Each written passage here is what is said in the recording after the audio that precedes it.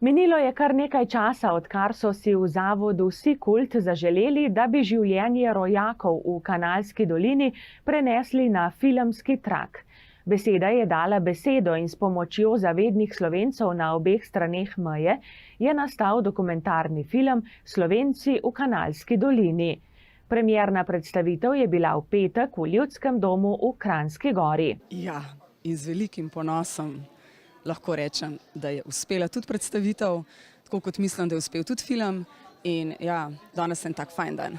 Film res predstavlja zgodovino Slovencev v Kanalski dolini, verjetno tudi vse njihova življenja, njihove tegobe na nek način, tudi tisto pozitivno, kar je morda še danes kje začutiti, predvsem v posameznih društvih, aktivnostih, dejavnostih, ki jih predstavljajo Slovenci v Kanalski dolini, ki tudi zelo, bom rekla, s ponosom živijo slovenščino, našo kulturo in pa seveda se z veseljem povezujo tudi z nami. Tako da tisto, kot sva rekla že v sami predstavitvi, da ni jih veliko, a tisti, ki so, so bogati in res namajo ponos, da lahko z njimi sodelujeva.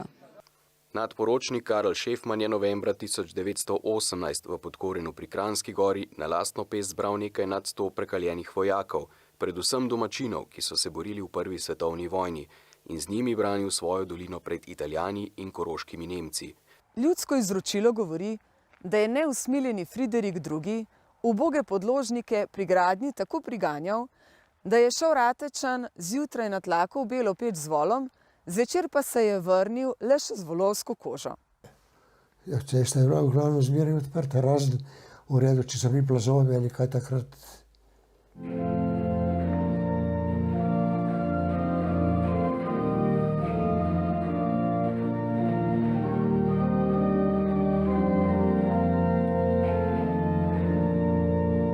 Tukaj se najbolj sliši slovensko pesem in molitev.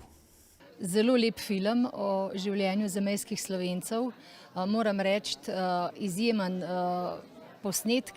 posnetki, izjemna vsebina, tako da iskrena zahvala tako Matjažu Podlipniku kot tudi Mateji Cuznar-Zadnik.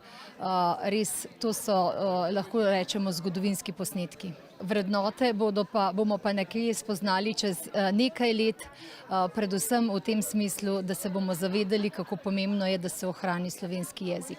Na tem mestu bi se seveda zelo rada zahvalila gospodu Rudiju Bartolotu iz SKS Planika v Kanalski dolini in vsem tistim sogovorcem v filmu, ki jih je seveda Rudi spodbudil, da so spregovorili, da so prišli pred kamere.